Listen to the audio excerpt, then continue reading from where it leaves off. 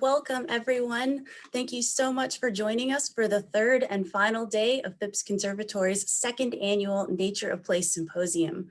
I'm Dr. Maria Wheeler-Dubas, the Science and Education Outreach Manager here at Phipps, and we're looking forward to continuing our conversation from yesterday. But first, I would like to thank our sponsors, the Cultural and Museum Preservation Grant by the Pennsylvania DCED, the Institute of Museum and Library Services, the PNC Foundation, and the Allegheny Regional Asset District. Thank you all so much for your generous support of the Conservatory. We'd also like to thank our partners in this event, the Children's Museum of Pittsburgh, the Pittsburgh Parks Conservancy, the National Aviary, UPMC Children's Community Pediatrics, and the Wildwood Path. I just have a few quick housekeeping updates before we get started. So first, I hope you all had a chance to watch the pre-recorded talks from our session speakers. Each session's respective speakers will be joining us daily for the panel discussion. And second, today we'll be using the Q&A box for questions for our speakers. So please submit your questions, and our moderator today will ask these questions of our speakers during the panel discussion after today's keynote. So we're looking forward to meaningful and insightful discussions as we move forward to a more equitable future. So now I would like to introduce today's moderator, Dr. Sarah States, who's the Director of Research and Science Education here at Phipps. Thank you, Maria. Welcome to our third and final session of the symposium, Equitable Access to Greenspace, Changing the Cities. What does an equitable urban environment look like, and how do we get there? I want to take a moment to highlight that Pittsburgh is part of the Biophilic Cities Network, which is a global initiative to protect and promote urban green space to allow people to access and enjoy the many benefits that nature offers. Phipps is working with the city of Pittsburgh to advance this initiative, and I hope that today we can talk about similar projects and tangible actions that can bring the benefits of nature to everyone, that work to break down barriers of exclusion and make our urban landscapes livable for all. Now, I am honored to introduce our keynote of the day, the Executive Director of Grounded Strategies here in Pittsburgh, Ariam Ford. Ariam is a city planner by trade and self-driven by choice. She is deeply passionate about equitable development, community planning, and land use policy. Her professional work has focused on community-led land use interventions, resident empowerment, civic education programs, geospatial statistics, and GIS mapping. Ariam holds a Master of City Planning from Boston University and a Bachelor of Arts in History from the University of Virginia. An active resident of the Overbrook neighborhood of Pittsburgh, Ariam serves on the board of the Watersheds of South Pittsburgh and is president of the Overbrook Community Council. Most recently, Ariam was honored to join the board of Propel Schools. Ariam, thank you for joining us today. Hi, thank you so much for having me, and thank you, Dr. States, for that wonderful introduction. I'm so excited to be joining you today and to share with you a little bit about what Grounded does, but more importantly, around this topic of equitable urban landscapes and how vacant land justice plays a key role in moving any type of effort like that forward. So I'm just going to go ahead and jump right in to my presentation, and this particular presentation is called Black Neighborhoods Matter. It was spurred from a expose one of our staff members wrote last summer regarding in response to really the resurgence of racial justice and the attention focused on equitable community policing, but as well as just what does it mean to be a Black or brown body existing in an urban space. And so let's get started. Here we go. Just a little bit of an overview. I had a very lovely introduction, so I won't need to be doing that again, but I'll also just go through who is Grounded, the state of vacant land in Pittsburgh as kind of a microcosm study, look at what we do, vacant land justice in the context of a specific boundary, mapping vacancy and inequity. My particular background is in geospatial statistics and mapping, so understanding how inequities are spread across space and what are those external forces and factors affecting those realities on the ground. I'll talk a little bit about Grounded's approach to addressing these vacant land justice inequities, and then how you might be able to get involved if any of this resonates with you today. Awesome. So this is my hope for you today. I hope that you take away a new understanding and appreciation for vacant land, one that is not synonymous with emptiness, but rather filled with community history, intention, and investment. And we can maybe revisit that thought at the end of my presentation, but that is my hope for today's talk. And so Grounded, who is Grounded?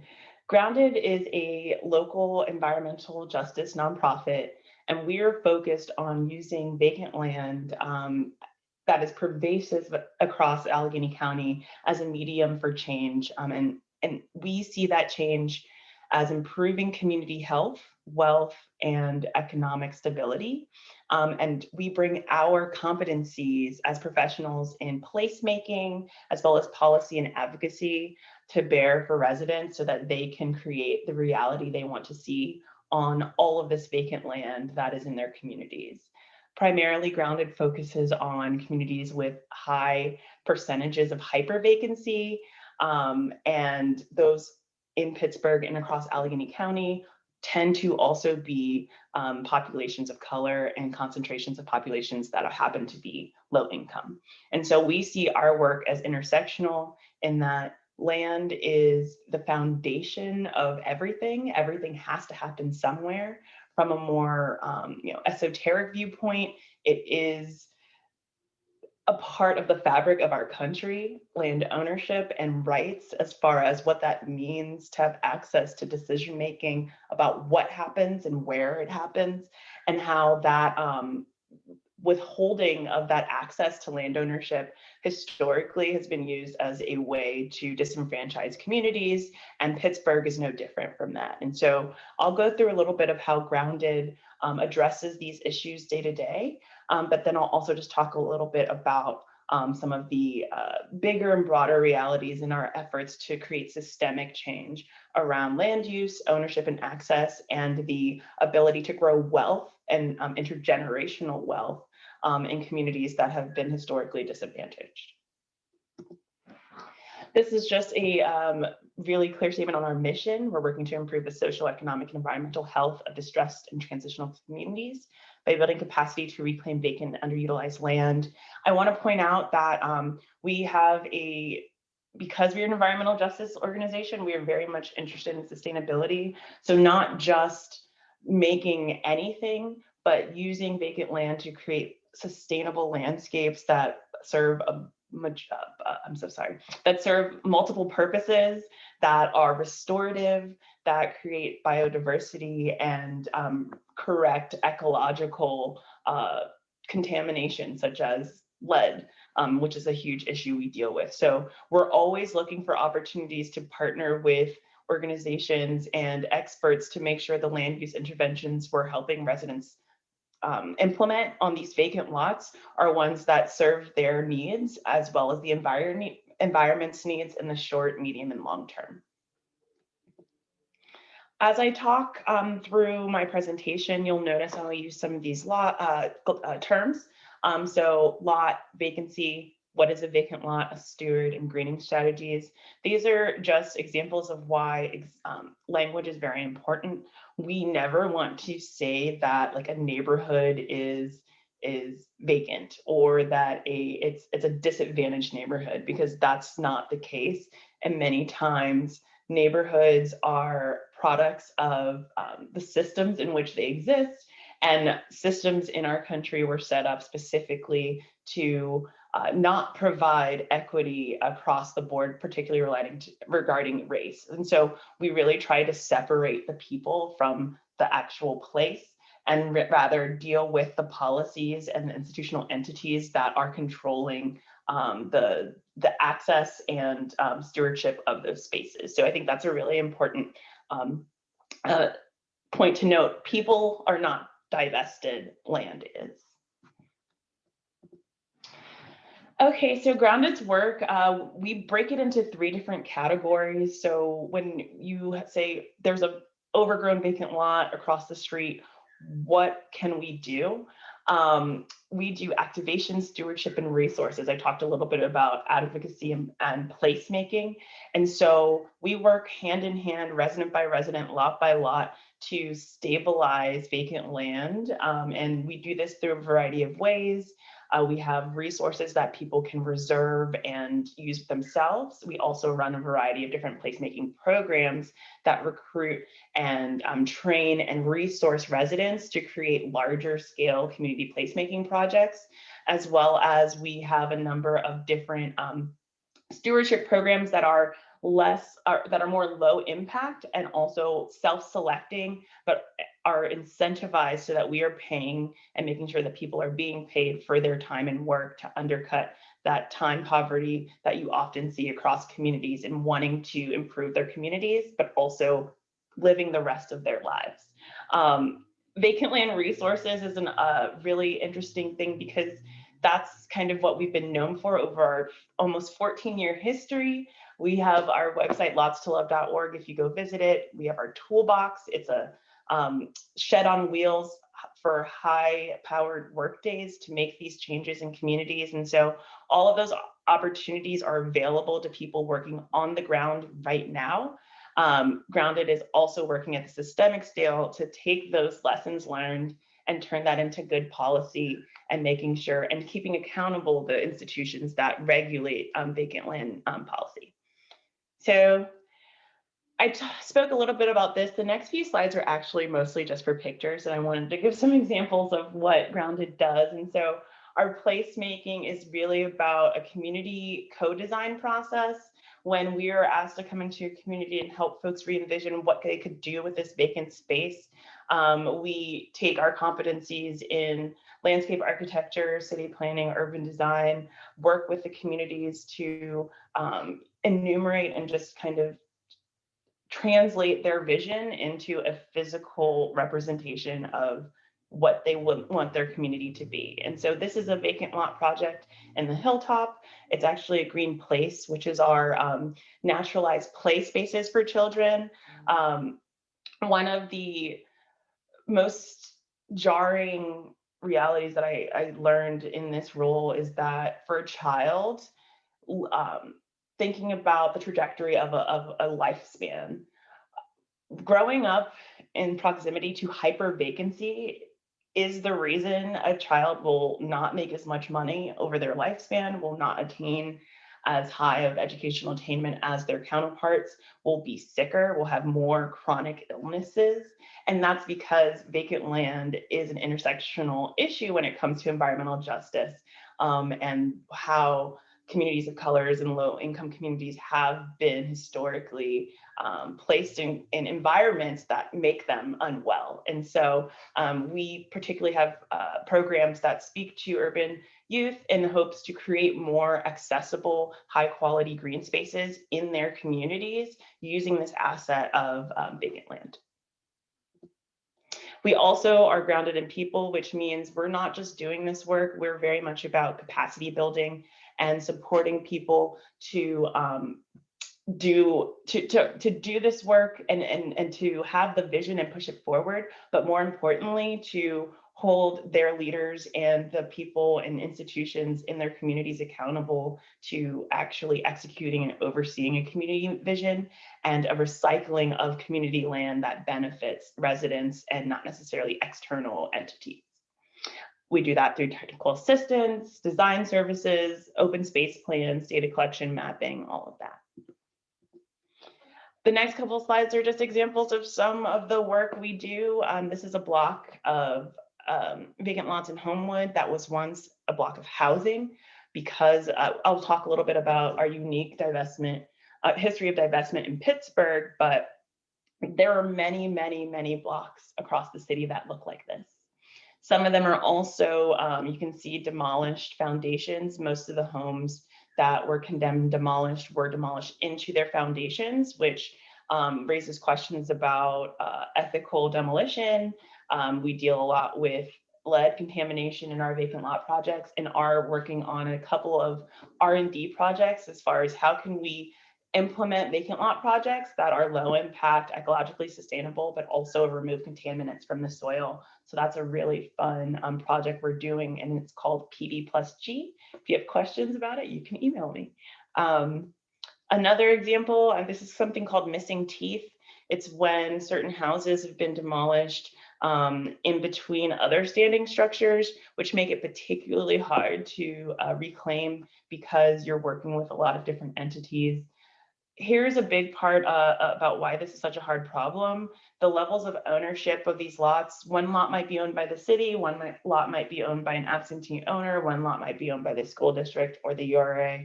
Having to have all of those entities work together to make an intervention on a block like this is very difficult at present because of a lack of overarching vacant land policy or vacancy policy. As you see, while grounded only focuses on vacant land, we do understand it's important to work with partners that are working with vacant structures. The city and the county has a very long demolition list, and so we know over time there's only going to be more vacant land. So how can we, one, preempt that through restoration, and two, make sure we have short, medium, and long-term plans for land stewardship once those buildings are gone. Here's an example of a vacant lot before ground intervention and after. Like we said, we really try to focus on low impact development in the sense that we want to respect the character of the community, but we also don't want to create an undue burden of maintenance in a community that already lacks that type of capacity. And so you'll see that a lot of our projects are passive in nature, unless otherwise anchored to a strong community partner. And we feel that that is a really important part of sustainability. We do have as part of our Lots to Love suite, Refresh Fund and Land Doctor, which is specifically to support residents who have undertaken these types of projects and provide them with ongoing support and resourcing throughout the years to maintain them. And another big point we always try to say, like, there is joy in these spaces, there is happiness, and there is love in life. And so these are examples of how we can start with an abandoned vacant lot and end with a space that creates community, inspires people, is beautiful, and makes people proud to live where they live, regardless of how outsiders might view their communities. And that's a really great segue into just kind of the state of vacant land in Pittsburgh and why this is a equity and an environmental justice issue. I talked a little bit about deindustrializations between the 50s and the 70s. The city of Pittsburgh lost 2/3 of its population, built 4 million people, only 300,000 people live here now, and our population is still declining. So if you just kind of think about that, if you had to house 1 million people and then all of a sudden 2/3 of them are gone, what happens with all of those homes? Who's taking care of them? We know that condemnation and demolition has left us with vacant land, with tons of vacant land. In fact, 1/4 of the city of Pittsburgh is vacant land. That's pretty mind-boggling, but it's true. And so we'll talk a little bit about there. I'm sorry, I'm just going to jump ahead. There are 60,000 vacant lots in Allegheny County. Nearly 1/4 of Pittsburgh's land is vacant. And I wanted to jump ahead to mapping quality because we're going to see where that concentration of vacant land is in Pittsburgh. And so before I show that map, I just want everyone to kind of ground themselves in these realities and truths about vacancy. And so it affects health, economic outcomes, and public safety. People are sicker, they have less wealth and less ability to pass on that wealth intergenerationally, which we know in America, land is the #1 way to pass down wealth to intergenerationally, which is very important when you're talking about building legacies and restoring community health and wealth. Vacancy, hyper vacancy, and policies that do not allow communities to access ownership to that land is affecting that negatively. Also, here's a really interesting Google search you might want to do. I was listening to a podcast recently, and there's a Washington Post expose that came out about a study in Philly where community members and scientists did a vacant lot cleanup study, and they found that just maintaining vacant lots as common spaces and clean, maintained decreased gun violence in the surrounding area up to 30%. And so we talk about biophilia and about the effect that the physical and natural environment, including the relationship with the built environment, has on a community and an individual. This is literally a matter of life and death for a lot of communities. And so we see it as an environmental justice emergency, which is why we're working so vigorously to make sure that there is that level of equity, access, and high quality green spaces in these communities. Again, not to just have one side of the coin, there is joy, there is health, there is wealth. And so here's, all of the opposite things. Being in communion with green and nature decreases your heart rate and feelings of depression. And it increases property values, which is something that should be very obvious, but it's hard to imagine when there are 30,000 vacant lots in the city of Pittsburgh. A third of them are owned by the city, so they're not drawing property tax. The rest of them are concentrated in low income communities and are typically not stewarded and are dropping the property values of all of the homes around them. And so if you do the opposite, of course, you would expect to see an increase in community health and wealth. So I just wanted to show you that. And here we are with our map of the concentration of vacant land in Pittsburgh. This map is actually outdated because now we do know it's 30,000 plus, but I wanted to use this map that's showing 27,000 vacant lots as an example because it is the most recent output that we have. So you can see that the purple and pinks, the purple is vacant land, the pink is vacant land owned by the city of Pittsburgh, and the golden is URA owned vacant land. And you can see that it's concentrated in the East End, the North Side, and the Hilltop, all that also have concentrations of people of color and low-income residents. I neglected to also put the Hilltop, but the Hilltop is kind of just north of the downtown area or the point where the three rivers meet. And that's also a place to watch. So as I go through these next couple of slides, please keep an eye on those three areas, and they'll also be illuminated by 3 circles as well, because I want to show you how these different issues of vacancy and community health overlap. So this is a map from 1940. This is a redlining map where banks were allowed to, or whether or not they were allowed to or not, essentially mapped out where desirable communities were and undesirable communities were as a guide for lending practices, which we know is still having decades later a terrible effect on low-income communities of color and relative to their ability to access financing and capital to make gains on their property to increase their equity in their space. So you'll notice the East End again, the North Side, the Hilltop are the 3 areas, and then there is the Hill District. Hazardous are definitely declining. There is no this is subjective assessments by people. I think is a really important thing that we like to say. These are people making decisions. This is not natural. This is not an act of the divine. These are people saying this is what this is, making choices about other people's lives, which on the flip side means we can also do the same thing for positive, equitable purposes. But these communities were deemed as non-desirable, leading to decades of divestment, which just increased the burden that hypervacancy played in these neighborhoods. Another example is household income. It's the Opportunity Atlas map, and it shows the lowest household incomes. And so this is more recent data. You can see that those 3 areas in particular, as well as the Hill District in the center of your screen, have the lowest household incomes across the city, as well as the highest incarceration rates.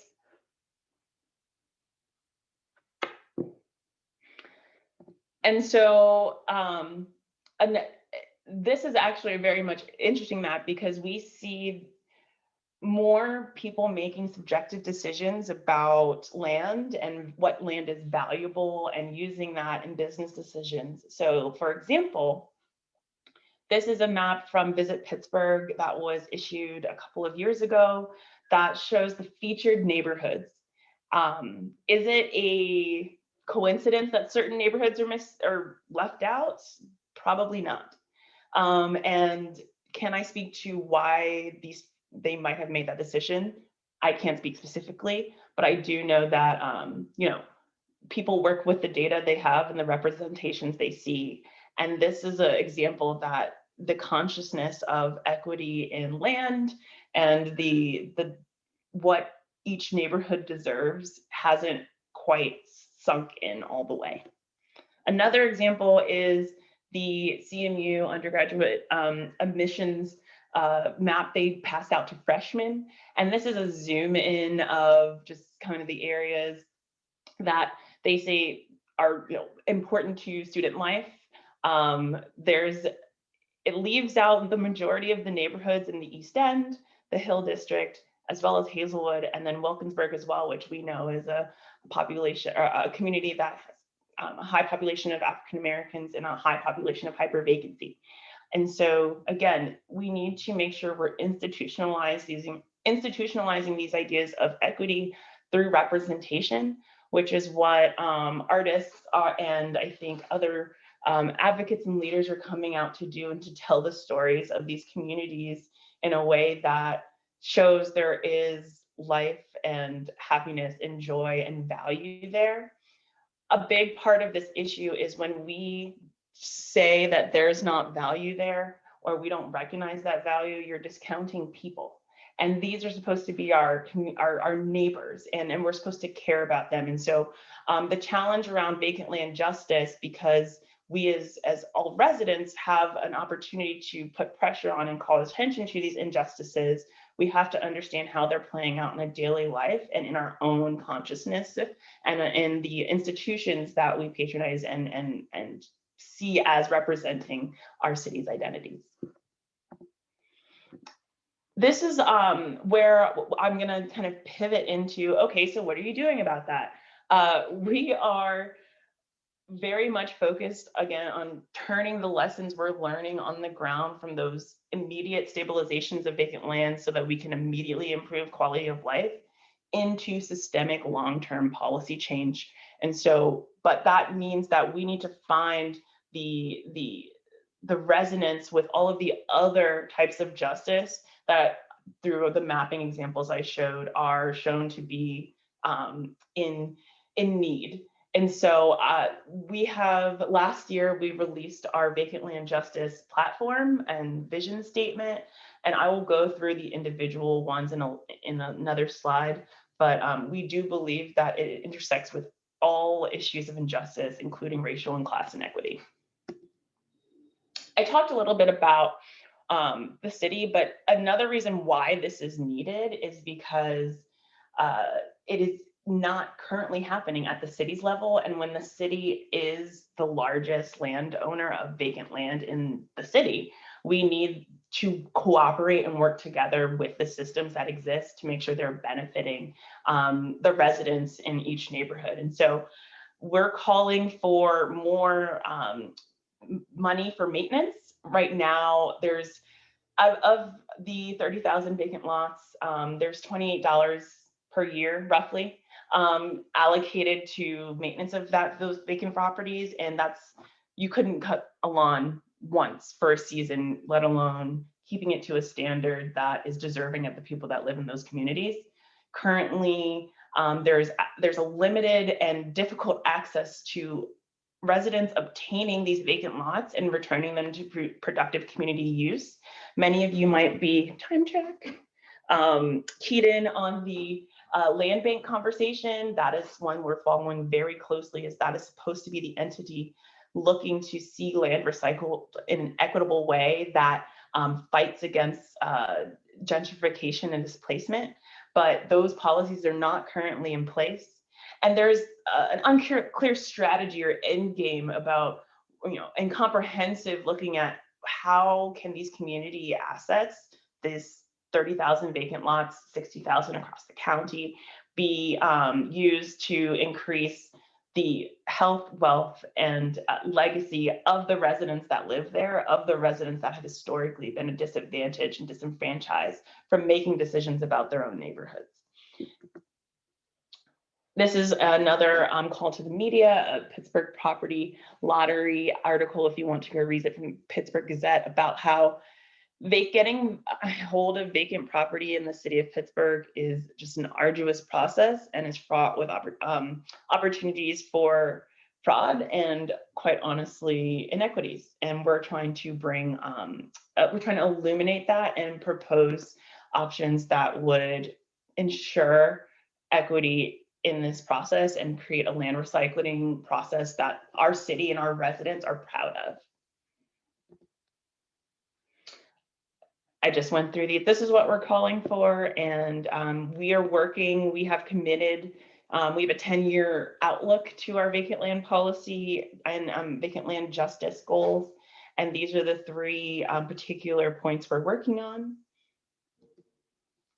A really important piece of our program is that our residents that we're working with, the people who are living with hypervacancy, who are taking it upon themselves to make daily interventions, are also the ones calling for accountability. And so here's an example of one of our programs where not only we're supporting them to and incentivizing folks to do community stewardship, but we're pushing them forward as the voices for change.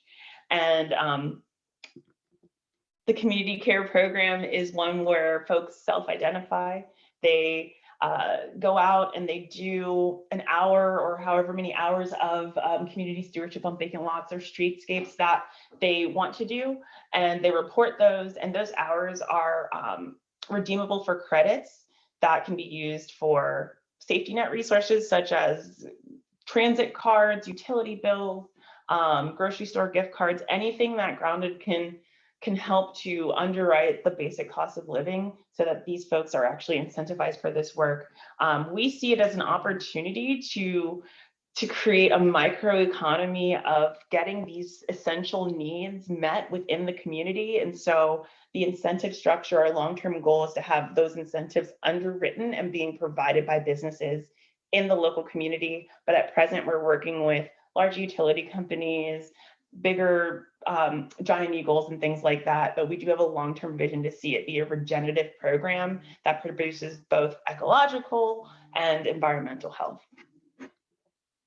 A big point again that I want to show you is that there is joy and happiness. People love their neighborhoods and it's not all terrible all the time, and we want that to really come through. This is an issue of people, not divested land. The land is divested, the people are not. And we focus on celebration as much as we do cleaning up, because that's what it's about. Communing with the environment, and particularly in publicly accessible, well-maintained, high-quality green spaces, is a part of the richness of living in an urban environment that has that balance between the built and natural. And so we want to bring that to these neighborhoods who deserve that, and we celebrate it all the time as much as we possibly can. And so I'm just going to, in my last moments here, read out our vacant land vision statement points. If one particularly calls to you, that's awesome. We envision the intentional care of vacant lots. We envision empowering communities with the agency to protect and preserve critical green space on that vacant land. We envision land serving the environmental, cultural, health, and restorative justice needs of communities. We envision affordable land for those systematically and historically denied ownership. We envision land reparations and the restorative transformation of vacant land in marginalized communities. We envision public accountability for institutions that contribute to land loss and disenfranchisement in marginalized communities. We envision vacant land serving as a training ground for youth those facing barriers to employment, and those actively interested in stewarding transition land. We envision the celebration and compensation of caregivers of vacant land. Oh, that's the last one. I'm sorry about the inflection. And so, and we know that this is not a monolithic issue, and it intersects with all issues of justice. And we hope that that is what you're taking away. One thing for my final, before I get into next steps, I really do challenge everyone, given this kind of new consciousness you might have about community, community-scapes and community landscapes, and the role that well-maintained green spaces and access to public spaces has. The next time you walk out of your door and you kind of look around wherever you live, if you're satisfied with the way it looks, if you feel that the natural environment is contributing to your health and wealth and you're happy, think that who deserves this feeling? Who deserves to feel this way every day they walk out of their house, and who's responsible if that's not happening? And we think that we're working towards that reality for everyone in every neighborhood, particularly low-income communities of color. But we know that it starts with people who don't necessarily have this reality, recognizing and finding a connection to that. And so I challenge you to take an appreciation of your public space near your house or near a place where you spend a lot of time, and think about, who deserves this and how can we make sure that happens for everyone. Here are some of our partners that are looking towards alternative futures. If you would like to check them out, I'd be happy to also share this slide with our hosts. And finally, I wanted to leave you with Grounded's vacant land justice policy goal for the next 2 years. We hope to see, we hope to ground truth and create a land recycling strategy for all Pittsburgh city-owned vacant land properties in priority districts by 2022. We see this as a small part of the pie. How can we take stock of land that the city owns that is vacant in a variety of communities across the city, and start to look at what does it mean to build a land recycling strategy for these spaces that is community informed and led, and then how can we use that strategy in every other neighborhood of the city, and ideally the county. So you will see us around advocating for these types of things. And if you would like to get involved, you can join our advocacy network, share this feedback about this talk, look at our website and some of our blogs. We've got podcast series out, and also the Black Neighborhoods Matter article. You can donate, or you can connect with our organization for any other work. But at that point, I will leave it there. Thank you so much for having me, and I hope that you've taken something away from my discussion. Thank you, Ariam. That was a fantastic talk. I really like how you bring to light the connections between our neighborhoods, our histories, and health. And I think you provide some really clear ways that we need to address these inequities and these injustices. And I also like that you talk about the joy of your work as well. I think that's very important too. All right. Well, I'd like to bring our other speakers, panelists, into this conversation. So I would invite our panel to turn on their cameras. We have Gabe Tilove of Phipps Conservatory and Botanical Gardens, Dr. Erin Rovalo of the International Living Future Institute, and Ujijji Davis-Williams of SmithGroup. And to our attendees, all of our panelists' full bios are on our website. And Ariam, I would love for you to be part of this conversation as well. So please feel free to turn on your camera as well. So we have a lot to consider here. I think we all share this, we all value building greater connections with nature. But how do we build greater connections with nature while also being cognizant of the need to support healing and reconciliation in our urban green spaces? I hear of this need very much. So how Can we start off this conversation by considering that question? Anyone can jump in to go first. I'll jump in here. Thanks for that wonderful presentation, Ariam. Loved hearing about Grounded's work.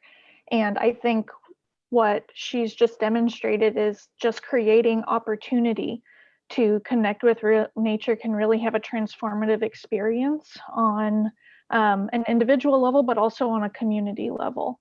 And that's really what biophilic design is all about, is helping people have the opportunity to connect with nature, so that we can really transform our society as being one that values the natural world and understands that we are actually part of nature ourselves. And it's really critical to our own health and well-being that we have those opportunities, not just in the sort of like out there big nature, national parks or weekend trips or your vacations to these natural settings, but that it's really a part of our everyday life to complement those sort of deeper immersions that we can have, or sometimes that we never really have an opportunity to do. So bringing nature into these urban environments in a variety of ways, and Ariam's work is so powerful as a way to do that. And the more that we can do that in the built environment to emulate these natural spaces, I think is just going to really create that sort of societal shift that we need to value this way of living.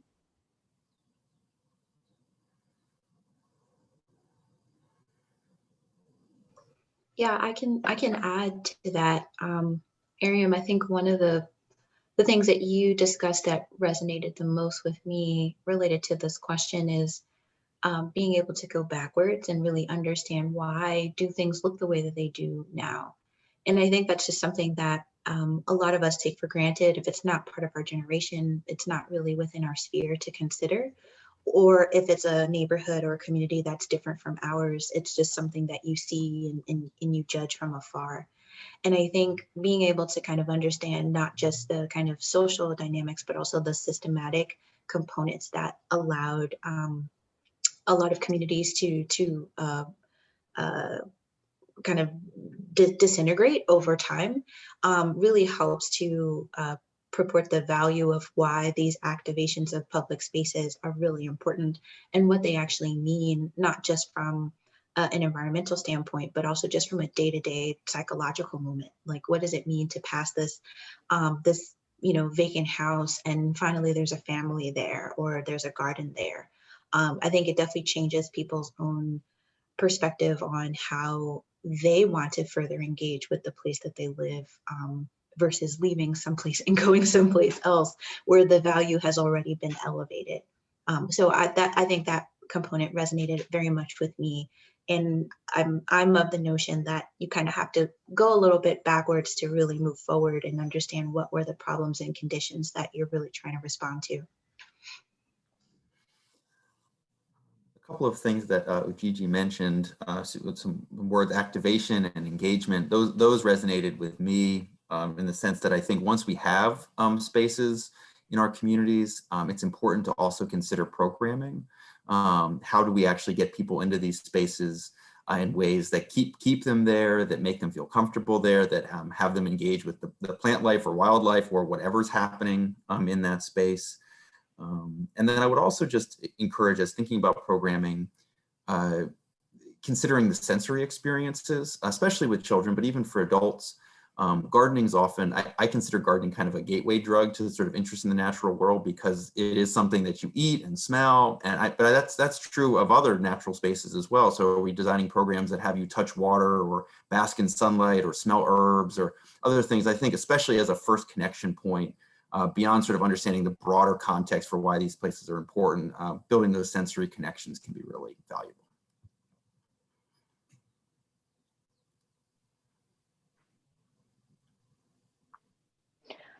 I was thinking of how our built environments now and the potential of them to degrade really triggers this fight or flight effect in us. that totally has a behavioral effect and our sort of outlook on what it means to, live in these human habitats that we're creating. And so by introducing these raised bed gardens, having these multisensory environments, bringing in garden environments into these vacant lots, helps provide opportunity for that stressful shift to the rest and digest mode, and activates that parasympathetic part of our nervous system that is not being activated very well with traditional built environments. And so having this really ecologically integrated built environment helps us be more balanced, even precognitively. It's not something that we're thinking about. It's happening to us just as a result of having evolved in a natural context and sort of being wired to this matrix, this natural matrix. So it's so critical to our wellness that we have this access to nature at all scales. I think that that's a really great point. And I'm about to out myself as a Hamilton fan because this is an example of equity, right? That's not a new idea. Like, this is not a new idea. And the idea of the part in Hamilton when she's saying, get away, let's go away to my father's upstate, where there's a sprawling lake and trees and we can just be. And this idea that was a part of popular culture for a lot of people throughout the entire history of our country. We summer because there's a value of removing the physical person and being in a beautiful natural space. And they created that for themselves, and it was a part of exclusivity. And the idea that, that was not the reality for so much of the country and so many people of our country, and the decades long, like this, and this is why we are here. There's a deficit to be filled. And I think it's a part of a bigger concept around and moving around decolonization of wellness, and like this access to those types of ways of thinking was so ingrained in what it meant to be white that like it's almost an anti-identity, it's like against the identity to indulge and engage in those things. And so I think to your point, Gabe, creating those environments and having people do it themselves and feel that belonging is so important. And that's a part of like deconstructing this inequity that was contrived and constructed for people, like expectations of who gets to have what and go where and be well. So I think it's a really great point.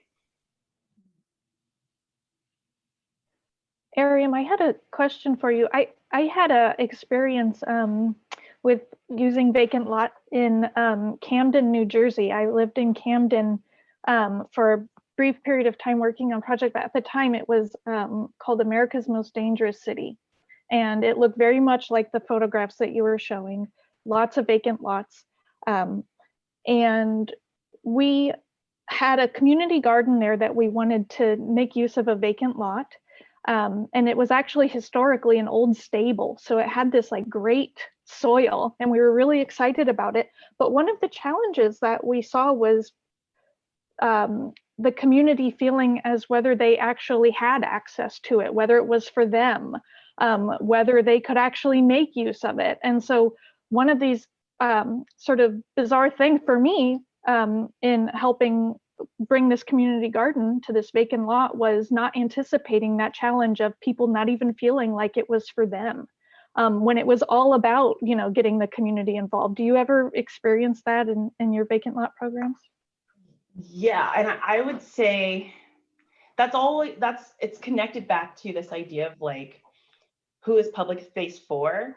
And quite honestly, like the policing of Black and brown bodies. And so, for example, we did a green stormwater infrastructure project that we're trying to figure out how can we use vacant lots to manage stormwater. And in doing that, we did a survey of East End communities about, not just like what kind of stormwater things do you like, but like what is your favorite type of public space? Where is your favorite place outside to be? And the majority of the people said nowhere. Because that's not safe, they don't feel like they belong, or their own backyard where they have control and ownership and sovereignty of like existence.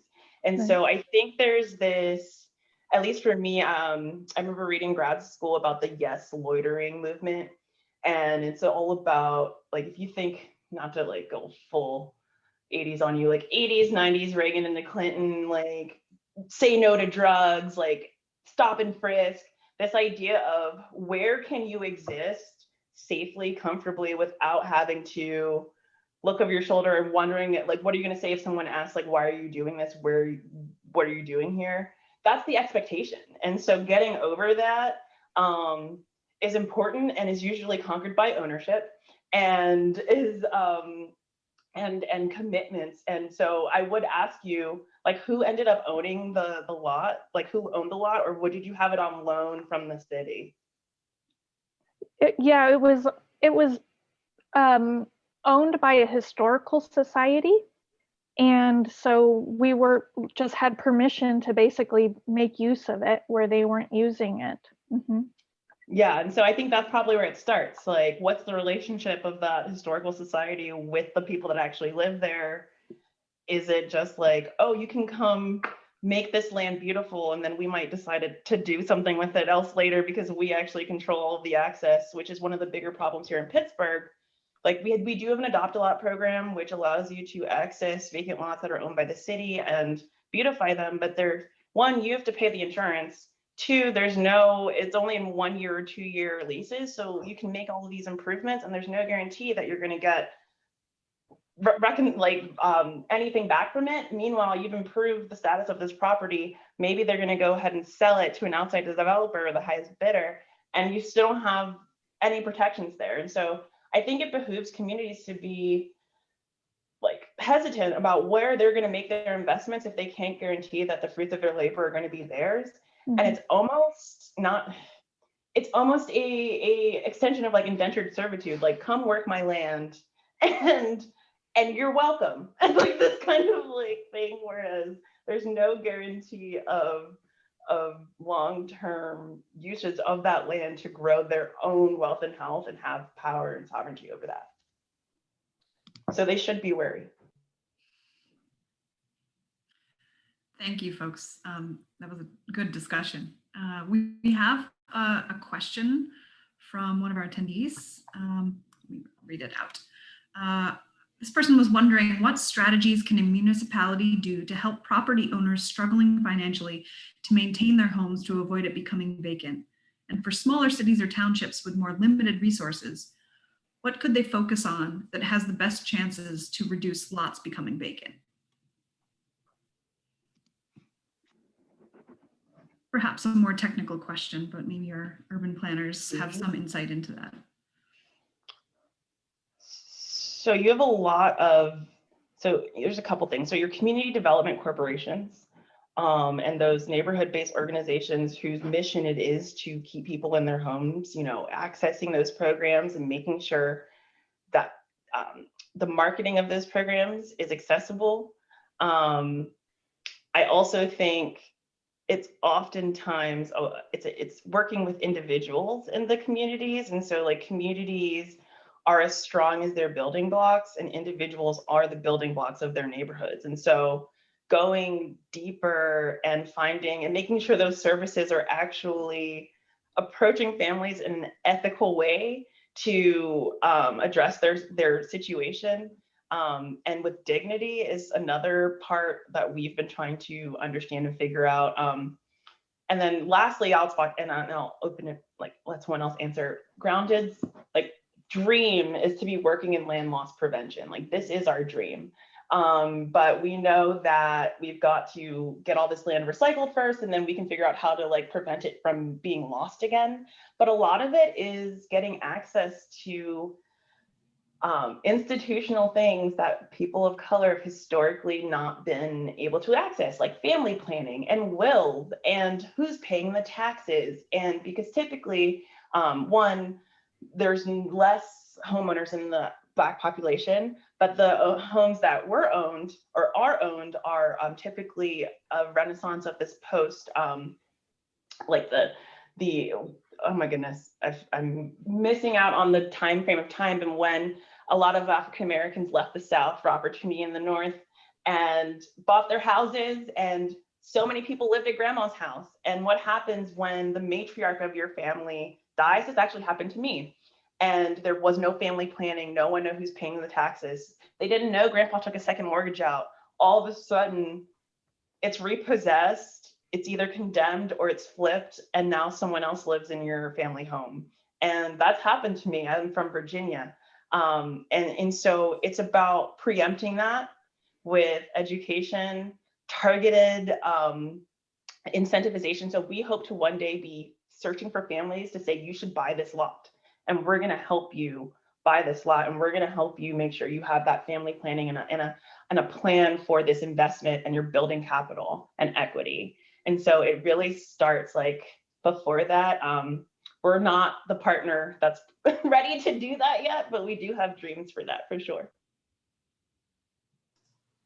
Yeah, I can also add to that. I think also that was a really great response. And I'm sorry that that's something that you experienced, but I also know that fuels your passion. It's very clear, the passion for the work that you do. I don't have a lot of experience in this space specifically, but as a resident, my experience is also that transparency is really difficult to come by, especially when you're trying to look online per se, or how do you pay taxes? Where do you pay them? Do you have to go in person? Can you do it online, electronically?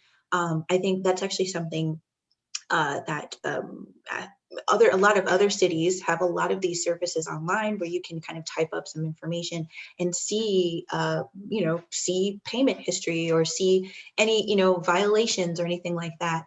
I live and work in Detroit, and while I think we have a really strong data portal that a lot of people can access and look through, the process of like acting or responding to that information is a little bit dated. So you still have to go in person to apply to, get married and things like that, versus you can do that online in a lot of other cities. And so I think that seems to be also, Ariam, to your point, especially as the new generation comes into play, wants to understand what their family owns. If it's not on a piece of paper that's tucked away somewhere, and it doesn't exist in a computerized system, there are a lot of people who are already at a disadvantage in how they're supposed to respond to notices that are coming out of the blue, or to, anything else that could definitely support home ownership. I would also add that I think, at least on the vacant land side, I think that we could also perhaps do, I think the strategy in Detroit is important. Oftentimes for people who are interested in purchasing vacant land, the city will ask people to submit a site plan, which I think is interesting because it's important, because they want to know what that property is going to be used for and how it's going to be used. But more often than not, it's just the person buying their neighboring lot, and they just want to expand their yard. And so what that does is that in some cases, it creates a little bit of a barrier to entry, because now they need a quasi-professional service to then make that application feasible, so that they can have access to purchase it. So it's not even as though it's an exchange for a design for land at, it's still a low cost, but it still is a cost, and you still have to pay insurance, you still have to have a maintenance plan. And so things that become maybe a simple idea of, I just want to extend my property, or these were vacant and I want to have ownership to mow the, because I'm mowing the lawn and I don't know where the property value is going to go, but I know I want to own it because I've been taking care of it for so long. You kind of now have this click where you now need a professional service in order to validate your stewardship of the land. And so I think sometimes that also creates a barrier to into that kind of land disposition and transaction. While in some cases I agree, I think it'd be important. We want to make sure you're not going to have like a funky, tire swing dump site, but for people who are just really interested in owning their block and owning parts of their community, it does create a significant barrier. So that would be my 2 cents is, digitizing everything and making things super accessible from a transparency standpoint, but then also from a process standpoint, not adding additional layers into a step-by-step, what could be potentially very easy, making it more complicated or more expensive. Thank you, Ariam and Ujijji, for those points. I think that really helped clarifies answers to that question.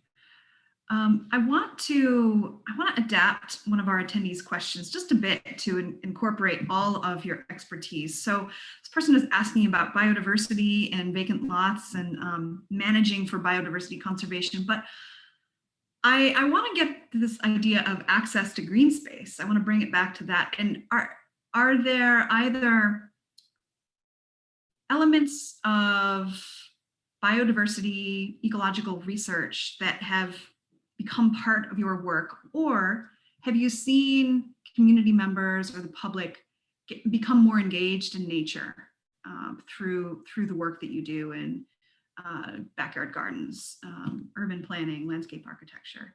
So maybe each of you could share a bit about that.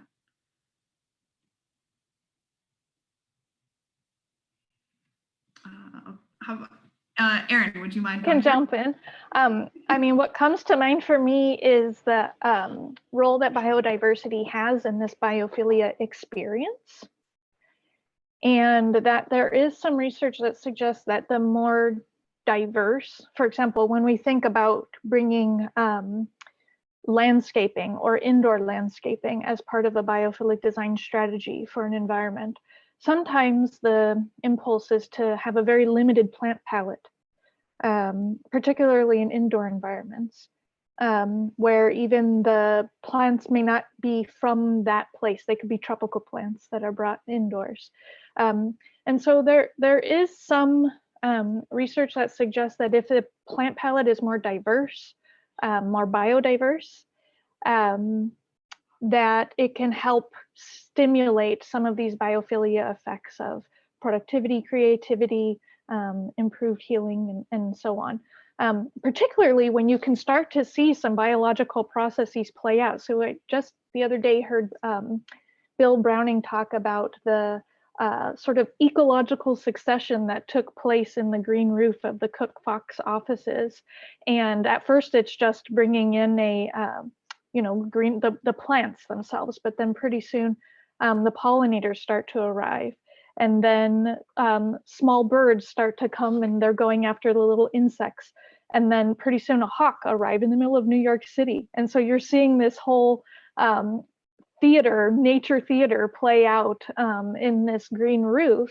And so sort of observing that diversity in nature sort of just creates a much more rich and robust biophilia experience for the occupants. And so it's not just sort of a simplified version of nature, which I think can still come across as very artificial, but biodiversity has a huge role to play in that information richness, that multisensory experience that really is more, it's a more close experience of what we feel when we're in true wilderness or in a natural environment. So biodiversity is a very important part of biophilic design. I can't speak to the research, but our program works predominantly in backyard spaces. We are primarily installing raised bed vegetable gardens, but end up talking to people about all sorts of backyard landscaping issues. And I mean, I can just say from a landscaping perspective, I mean, just the value in having a diversity of plants gives you blooms throughout the season, gives you interest throughout the season. And so when there is always something new happening outside, it does draw you into the outdoors more. It also raises some challenges sometimes around maintenance. Simpler landscapes are easier to maintain for people who have less expertise, but they're also, they're not as engaging. So a little bit of a trade-off there.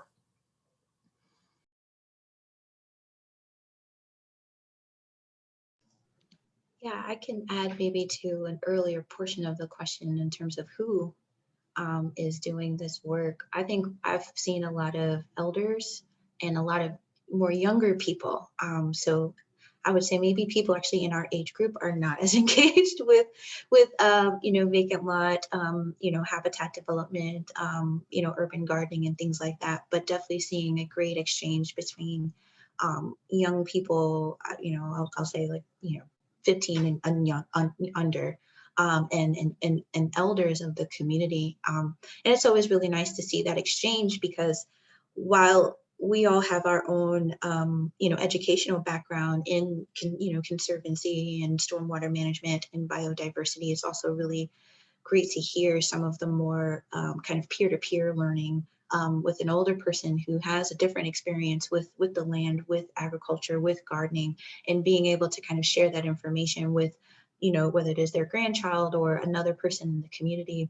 And then kind of, for me as a professional, learning how to bob and weave between that, honoring some of the heritage components of, what would support biodiversity that's actually responding to a need that those groups are identifying, but then also, of course, to some of the more technical components like stormwater management. And so it becomes a little bit of a hybrid as well, of kind of like this heritage learning as well as this kind of technical component that gets laid on top, to kind of continue to bridge gaps that between. But I would say people in our age, is a big bracket in our age group, could definitely do more to be in that space as well. That's a really interesting point, as far as the age group, because what we see in our programming is that the majority of our participants are Black women 45 and up. And then we have a very highly participatory youth engagement programming. And if I had to guess, it's about opportunity costs on both ends. One, because everyone gets stipends, and these are two communities or age groups that one might be community bound, as in transportation and or retired, looking for alternative means of supporting themselves and opportunities there. We've also found a really strong connection around the elders of these communities wanting the youth to see their community like they saw it when they were younger, because they've lived there their entire lives, and they've seen the history and ups and downs of divestment, and they know what their community could be, and they're so frustrated that the youth don't see it that way, and still they're like, I'll never understand why they throw trash on the ground, like it never used to be this way. But I think that's one, because there's an opportunity cost of getting resources for populations, whereas that middle group is typically the ones you might think having full-time jobs and raising children and things like that. To the question of biodiversity, that's a really great question. Yet we do a lot of that because ultimately it's sustainable and it's cheaper long-term, and it's scalable. So we're playing around with a couple of different treatment styles, we call them. Like, we hope to identify vacant land treatments that can scale, that municipalities can use to reduce the burden on their DPW departments and things like that. And so we have one program called Lots of Wildflowers, where we are transitioning a mown vacant series of vacant lots, when we know that mowing grass is actually unsustainable. Like, we don't need lawns, and we hope to prove to the community that we can steward these spaces in a different way that might not be stereotypically beautiful, because again, those expectations of what public space is, and the way it needs to look in order to be, no one wants the less shiny thing. Like, no one wants to come in their community and say, well, this neighborhood got this and we just got some lots. And so changing the culture around what beauty is through examples of wildflower plantings, and then trying to understand how can that scale to 30,000 vacant lots. And then all of a sudden you don't have to mow those lawns, and they take care of themselves. And so through trying to reduce costs and reduce resources, we've also found opportunities to create a learning grounds, and as far as education and environmental observation, to redefine stereotypical colonialist ideals of beauty, and to I hopefully get institutions to take up that best practice. And it so happens that our partner for this Lots of Wildflowers project in Larimer, Pittsburgh is Miss Betty. Shout out to Miss Betty. Across the street is her African Healing Garden. She's like a 70-plus-year-old woman who is out there every day and sees that and understands that healing and is really connected to nature and public space, and is creating spaces in her community for folks to do that. And so shout out to Miss Betty and Lots of Wildflowers in Larimer. Thank you, Ariam. And actually your discussion right then was a great segue into another question, and I'd like to expand on that more. So one of our panelists, or excuse me, one of our attendees asks about community education, whoops, I lost it, around improvement in greening. And I think this goes back to your point about what people traditionally think of as beautiful, but also being culturally responsive and considering like colonialist versions of green space. So how do we consider all of these elements, different perspectives on what a beautiful urban green space is?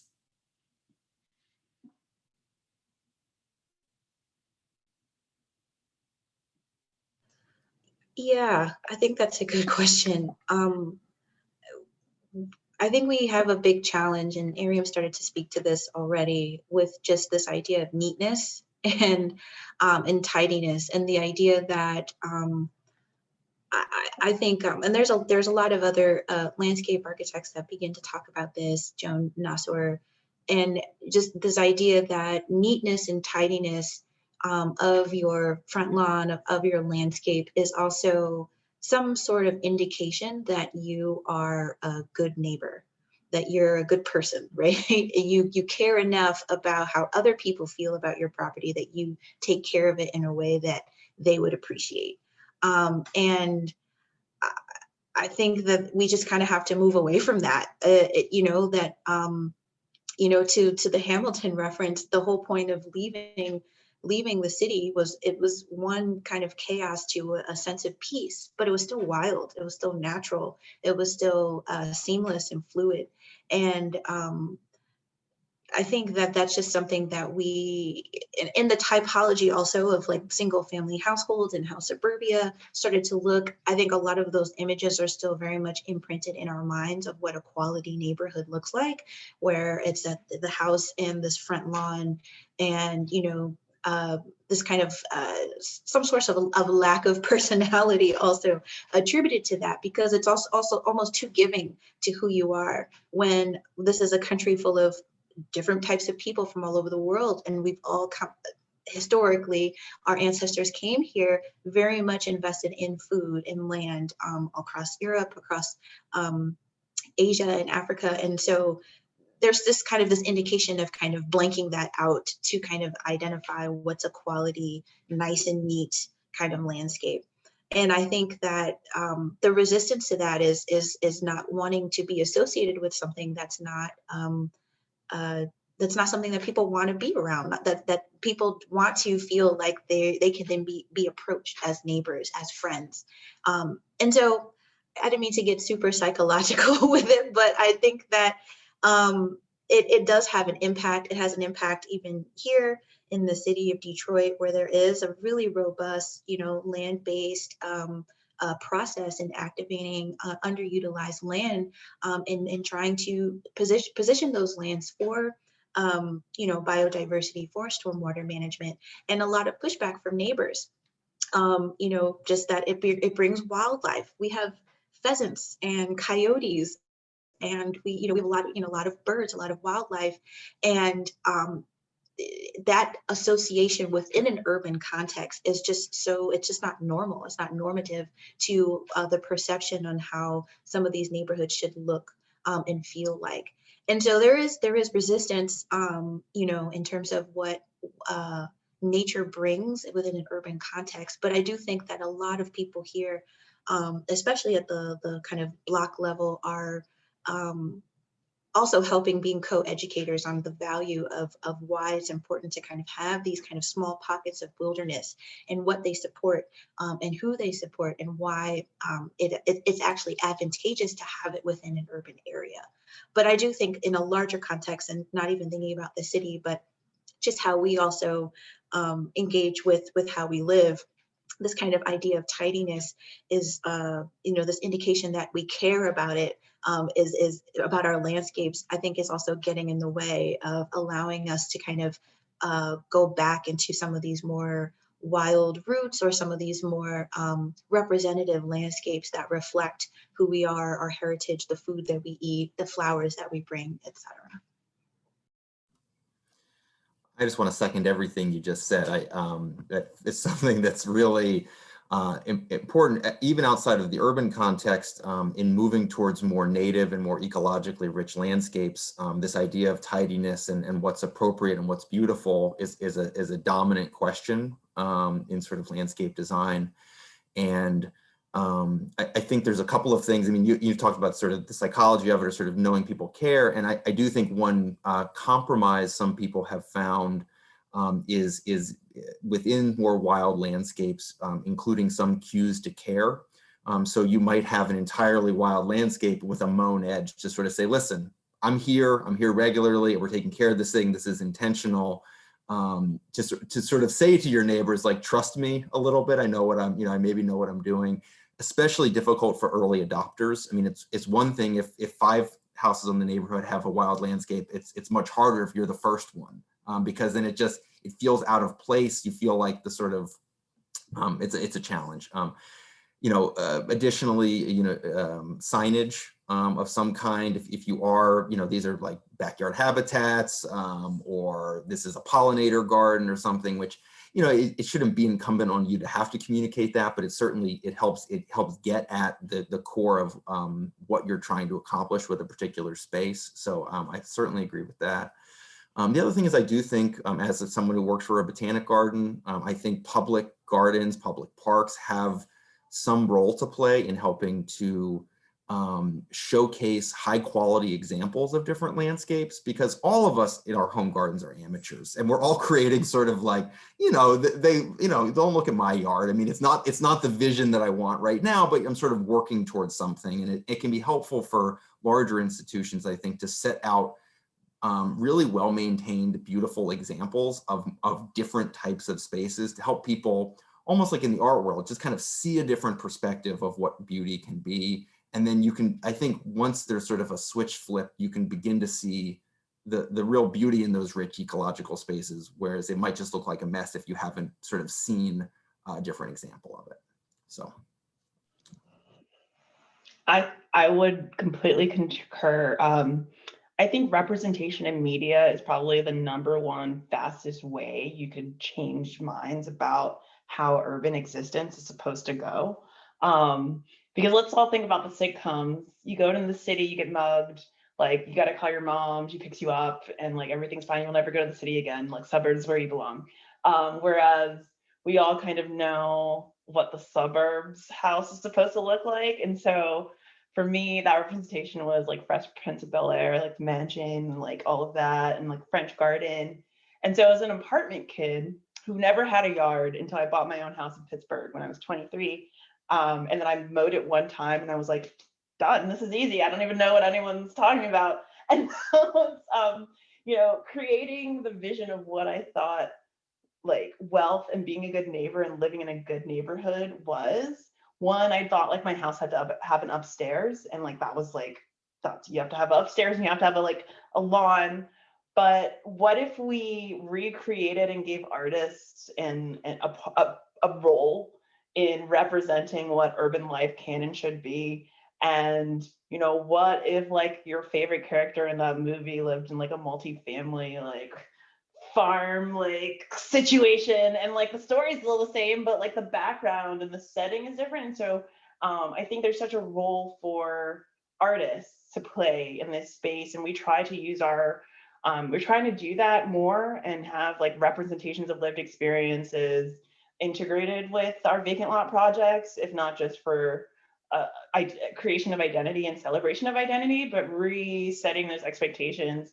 And then secondly, I think just inspiring and creating more access and pipelines to more diverse professionals who have more diverse backgrounds and sensibilities, and whose grandma grew up in a farm in India and like, oh, I know how to do that. Like those situations that those individual pieces of their individualities bring into their professional lives. And we need to make sure that the landscape architecture, urban planning, urban design, architecture fields are continuing to glean from those and like make folks feel like that's important, and that's what's going to make this sector new and continually evolving all the time, and bring in some of these ideas, because at the end of the day, it's all about what sells, right? Like it's still business. I never want to get too far around from like the economic development piece of this. Like people want to be successful, people want to live good lives, they want to take care of themselves and their families, and this is a way to do it that capitalizes on their history and their unique identities. And so getting kids and folks in touch with that and saying like, you have a marketable skill that no one else has, and you can hone that and create this world that you want to live in. I think that's what's so exciting about land. Like I said before, like everything happens somewhere. And so you need an entire community of different people envisioning what that is for it to actually come together. And so, yeah, I think we just need to get more diversity earlier and sooner in this sector, for sure. Thank you, Ariam. There's some really good points there, especially, and I like that you brought up art. We can't forget about the importance of art in our urban spaces. We just have about 1 minute left, maybe 2 minutes left, and this has been a fantastic discussion today. And I'm really seeing, I'm really hearing from all of our conversations that the importance of history and acknowledging our history here. Yet in urban spaces, there's so much focus on innovation and moving forward. And we want that, right? That can be good, but we need to be aware of our history and who we've displaced, about systemic racism and the barriers that have been set up. So if each of you could maybe just take just a minute or less and suggest the ways that we can actively acknowledge history in the work that we do in making more equitable spaces in our cities. If you have a suggestion or experiences from your own work, I'll just give you just a couple more minutes if we can discuss that.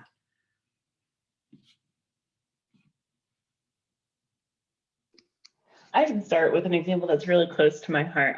So University of Virginia is my alma mater, and I love that place. It was also built by slaves, and there was, as far as Thomas Jefferson was concerned, the only acknowledgement to the creation of this UNESCO World Heritage Site was a plaque below the rotunda next to the bathrooms that said that it appreciated the work of the unpaid servants that like built this university.